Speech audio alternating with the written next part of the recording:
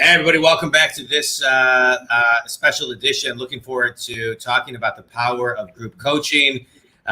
Randy Denha, Jeff Sloan, Simon Thomas. Always good to be with you guys every other week, talking about the power of group coaching. I'm very excited because today, this week, we actually launched all of our group coachings, and we are starting them at the end of July, but people can begin to sign up. I always know for myself, signing up for things coming up always kind of just gets my mindset in the right place. So we'll get into more of that later. Everything can be found at johndwoskin.com under group coaching. But today we're going to talk about, and I'm looking forward to talking about this topic, the power of no. I think so many business people and so many salespeople have such a hard time getting past the word no. I've always looked at no's as kind of a game. Right? So how many no's does it take to get to yes? And let's count the no's, because if I know if I'm at 18 no's and I can get something after 20 no's, then I'm really kind of just, setting my mindset up that I'm going to get a lot of no's. But for some reason, I think a lot of business people and salespeople get so frozen because people just always say no, and then they stop kind of in their tracks. And so, let's kind of dive into this. Sloan, Jeff, you're kind of nodding your head. What are your thoughts? Well, first, it's interesting. I have a story. When I was first getting into business, my first big project was inventing a product called the Battery Buddy, which prevents dead batteries on cars and boats. I got a license to Masco. Ultimately, turned out to be what kickstarted my entrepreneurial career. But in the process of getting to a yes, I'll never forget, there was a big meeting at Masco. They had 9 executives at the table. They were going to make the final decision about whether or not they were going to execute the license agreement. And they went around the table, and the most important guy kind of convinced everybody else that it was a no. And basically they were literally, it was a no, and they were moving on to the next agenda item. And thanks for coming. I was at the table, thanks for coming, and there's the door. And the key thing at that point was, to your point about getting a no, if I had taken that and walked out of the room, that's the fate I would have been served. But at that point, I asked a question, and again, I've never forgotten it in my career because it taught me how to deal with no's, and that was to always try to ask for information. Certainly, fundamentally, at the very least, you need to understand why. It's a no, but why? If you got a shot at correcting it if you can understand why it's a no. Right. So the first thing you got to understand is what are the key elements of the objection? Why is it a no?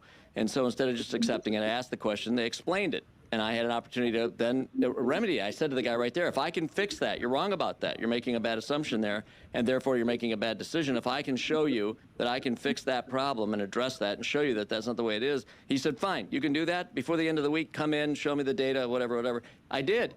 And we went right back to the next executive meeting, and every hand went up yes. So you got to understand when you get a no, you got to understand what's going on behind the no, so that you have a chance to address it and fix it. I love that. Couple things I just want to kind of highlight is it starts at no, right? It doesn't end at no. It starts at no, like in your example. Oh, it could end at no. Well, it could, but you have really nothing to lose. At that point, you either walk out. Exactly. Or you just jump in, and so, I mean, kudos. That's a great story. Yeah, but I love the conditional close at the end, and I love the assertiveness of you're wrong. Like, you're not thinking about it correctly. Here's how you need to be thinking about it. I think a lot of times when we're up against a wall like that, we are bolder because we know we have nothing to lose. Well, it's our last shot, right? It's our last shot. Yeah. But that requires a soft landing, right? So you never want to come down hard. So Jeff, that could have changed very quickly for you, and you would have had security escorting you to the door. For sure. I was bold. I took a shot. Right? That's right. And it turned out to be the right shot. But one thing that I think we can all agree on is, a no or a yes is oftentimes more emotional than it is intellectual, right? So, if we're selling a widget, then there's an engineering component to it. There's an application component to it. But I think for someone like me in the service industry, I'm selling an intangible. I'm selling, for example, a trust or an estate plan. I need to show the client why they need it. I need to show them what happens if they don't have it, right? So it might initially be a no because of either price or timing, or the circumstance just simply doesn't warrant the need for that. But when you paint a picture, and Jeff, as you said, allow them to understand what happens in the absence of that, now it becomes, oh my, it's like insurance. I hate to buy it. I don't want it, but I know I'm going to need it one day, and or my beneficiaries are going to need it. So, sometimes getting to a yes involves a little disturbance and a little shock and awe. Yeah. So I think it's really dependent on that service.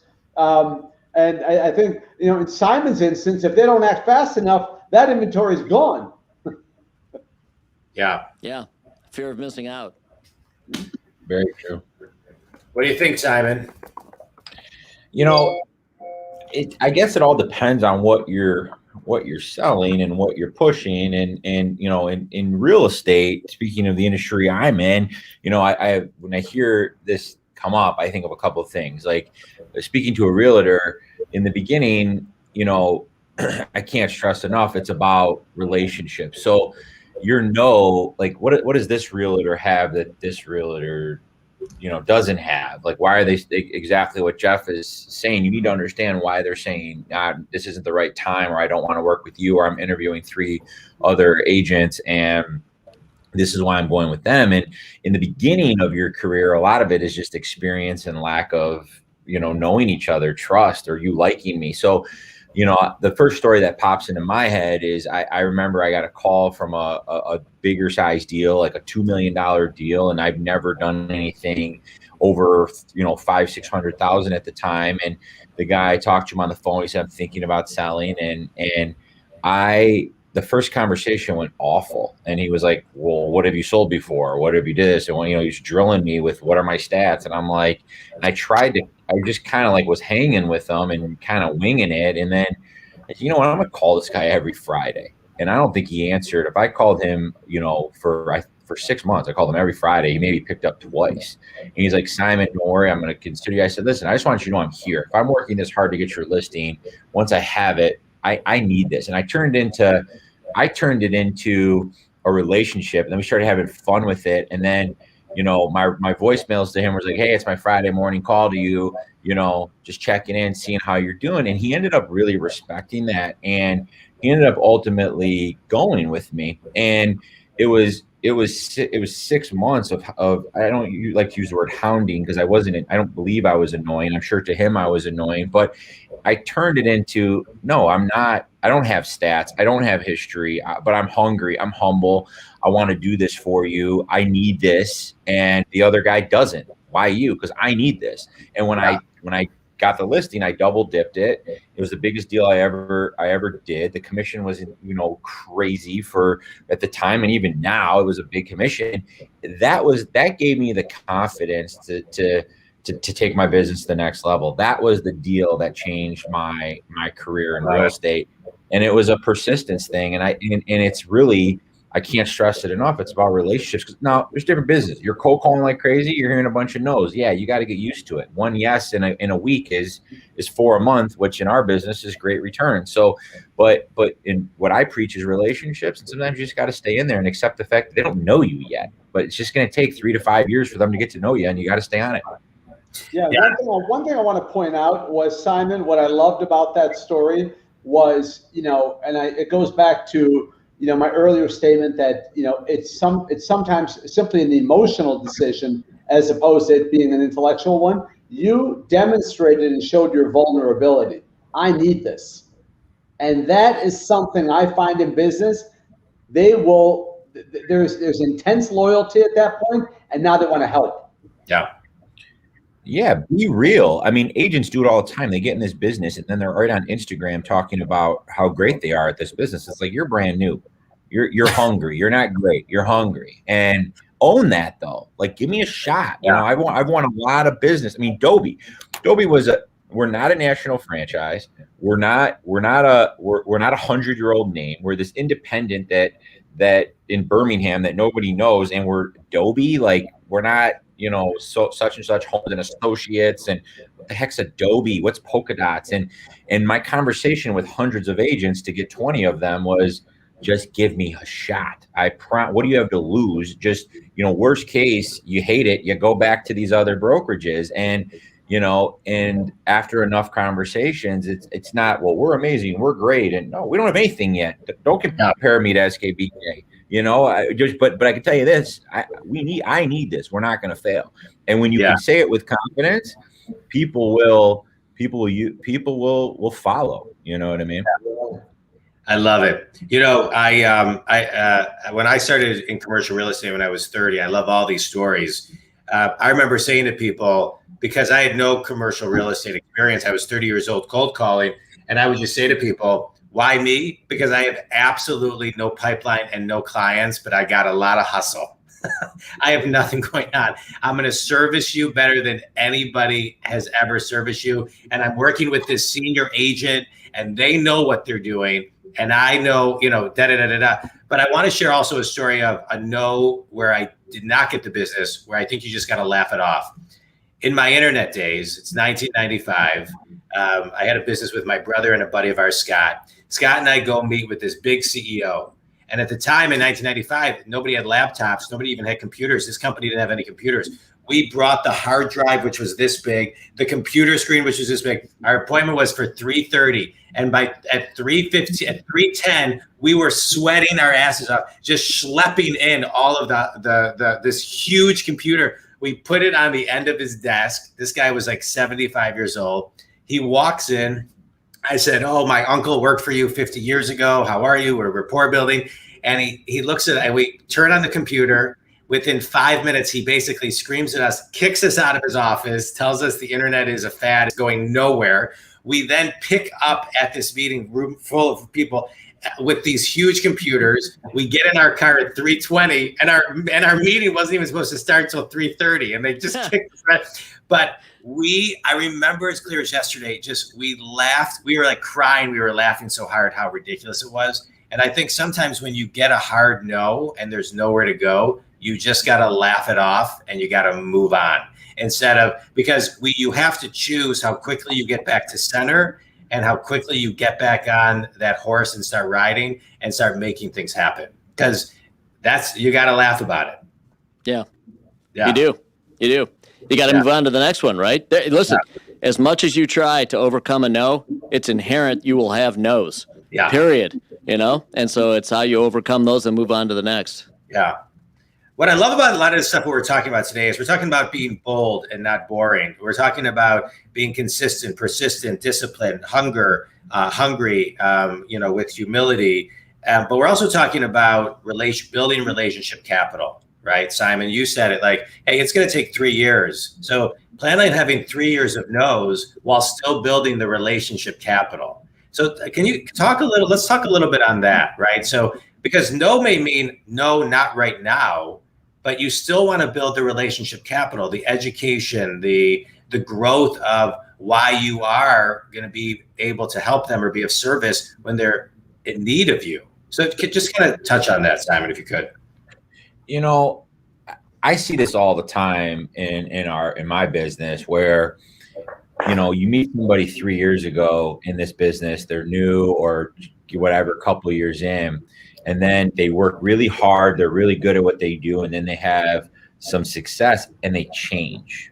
Mm-hmm. And they're not that same person. They're a little bit more arrogant. They're a little bit more standoffish. They're a little bit, like I've made it. And I would say that the key to growth is always thinking about yourself in those first years. And for me, like I speak to everybody the same. So like I'm never going to change who I am. And that wasn't always the case. I thought if I'm going on a listing appointment with this 65-year-old, I had to be this. And if I'm going, with a first-time home buyer, I have to be this way.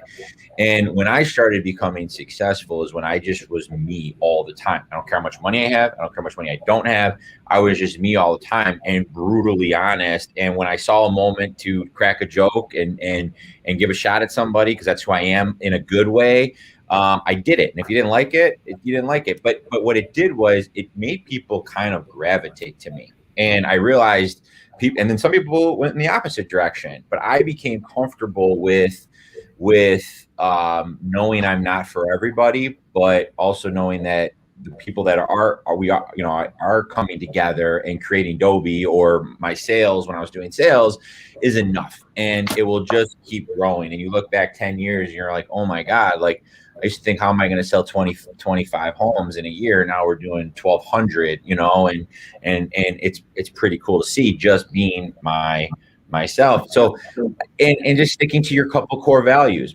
Mine as a person, company's different, is being yourself, constantly being yourself, being truthful, being honest, being okay with walking away from somebody that doesn't fit you or you just don't feel good around.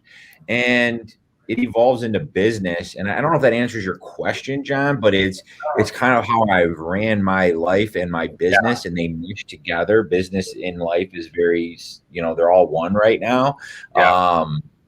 I don't know. Does that answer your question? It answers the question at a much higher level, which is, if you're yourself, then it doesn't feel like you're selling, right? Right. It's easier to build relationship capital with people when you're yourself, because that's the relationship they want. So I don't care if Randy doesn't like me. Like, that doesn't bother me at all, right? But at the end of the day, respect each other, So that's like the key. That's the key takeaway. Right. For the record, Randy, why don't you like me? But why don't you like me, Randy? You want to talk about this right now? I wasn't aware of this, but right, I know. I love it. It's going to be like a Brady Bunch square fight here, quarter to quarter. For the record, Randy does like Simon. Right. That was right. I'm just joking. Right. But well, fellas, this is great. I want to dive into our group coaching because they are live online. People can sign up. I'm very, very excited. They are launching Simon R's due diligence. You and I are co-coaching that. It is launching July 20th. You can sign up now. It's for all residential real estate agents who are hungry to grow their business. Jeff Sloan, you and I, business builders, basically for that entrepreneur looking to build their business, their revenues, their people. So critical. It launches July 21st. Again, you can sign up now. Simon, ours is live coaching every Tuesday from 11 to 12 Eastern. Business Builders is every Wednesday from 5 to 6 p.m. Eastern. Randy, you and I are doing a private coaching group for attorneys, Elevate You, which is for attorneys looking to grow and amplify their business, their brand, and their client roster. Harder to get clients today in that world. It's every Thursday from 4:30 to 5:30, launching July 22nd. Couldn't be more excited to be launching these with you guys.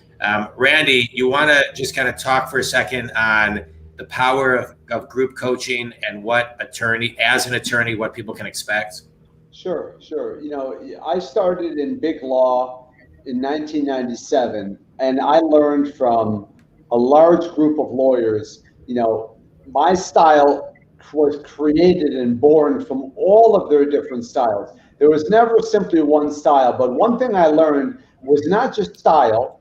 I learned content. I learned how to become a lawyer, but all too often you didn't learn how to run a business.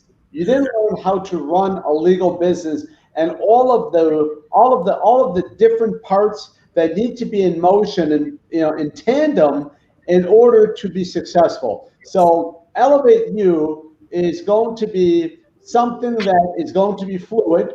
It's going to help the young and the old attorney, someone who is willing to be open to changes, someone who's willing to be open to ideas, and everything from hiring employees to bottom line revenue, to reducing your expenses, to not living high on the hog, how to create content, how to bring in clientele, how to retain clientele, and be a skilled person in your field and a respected person in your field. These are some of the things we want to dive into and much, much more. Yeah. And this is just kind of gives a feel for it. All right, good. Simon, you want to chat about due diligence? Yeah, due diligence is for the residential realtor. It really is to, what do you do to get to get business? What do you do to drum up more business? What do you do to turn one client into hundreds over the course of years?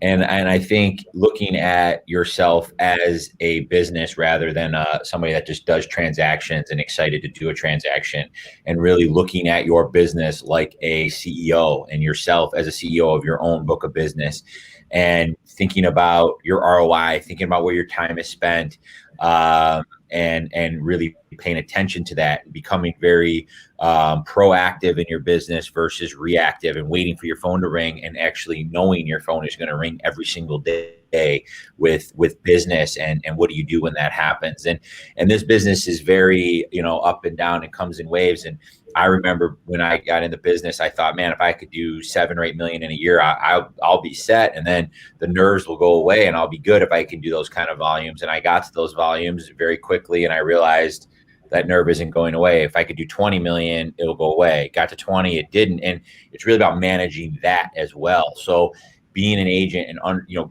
being comfortable with being uncomfortable all the time, and noticing the waves and what to do at different times of the year when that happens. So just really kind of taking your business to another level, and, paying attention to things as they come your way in the residential real estate space. I love it. That was great. Well said, both of you. Jeff Sloan, you and I are launching Business Builders for entrepreneurs. You want to share some sure. thoughts? Sure. I'm excited to be doing this with you, John. And essentially, we're going to be providing coaches both to aspiring entrepreneurs, people who want to start and grow a business. Maybe you're working on a business plan, you want to launch a new business, you want to make sure you do it right. We're going to be helping people at that level, as well as people who already own a business, who want to optimize their execution on and for that business, to make it all that it can be for them, whether it be, increasing sales, improving your marketing, tweaking your business plan, raising money to accelerate the company. And if so, do I raise it, in equity from an angel investor? Do I raise it from the bank as debt? Those kinds of things. All of that kind of subject matter that we have a lot of experience with, we're going to be able to bring to bear to help entrepreneurs, as I say, really optimize their opportunity to build a business of their own and succeed at it. Yeah, I love it. I can't wait. We are also launching, Rob Dubay, who couldn't be on the show today. We are launching mindfulness, meditation, and momentum. We are big believers that meditation is great and people need to be grounded. It's every Monday and Friday from 11:30 to 11:50, where we do live meditations and then get people ready to start the week, close the week, and prep for the upcoming week with mindset and business tools, etc. Very common. People can be in more group than one, but we want to offer enough groups where people can find the right one-to-many group. Each group is $100 a month, and we look forward to it. The one I've been doing since December is sales and business development for salespeople. Everything has a membership page that gets easy access to everything. Everything is on demand if you can't make it, and it's going to be great. And I'm excited to do it with all of you. JohnDwoskin.com. If you go to JohnDwoskin.com, click on group coaching. All the coaching groups will be there with information.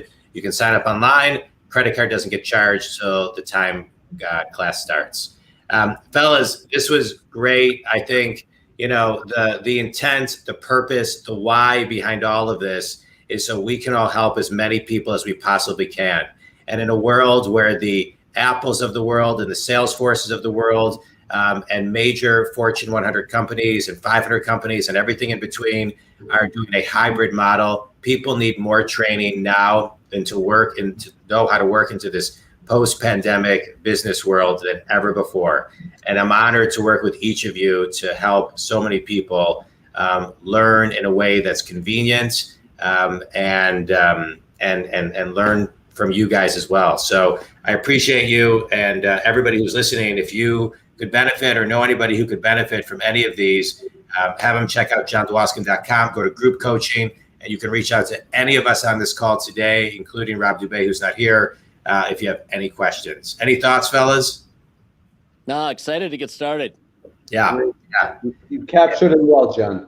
Thanks, man. Thanks. All right, everybody. Thanks. Always a blast. We'll see you again in 2 weeks, everybody. If you have any questions that you want us to talk about, feel free to email any of us, and we'll make sure they get on the show. Thanks, all. Thank you. Thank you.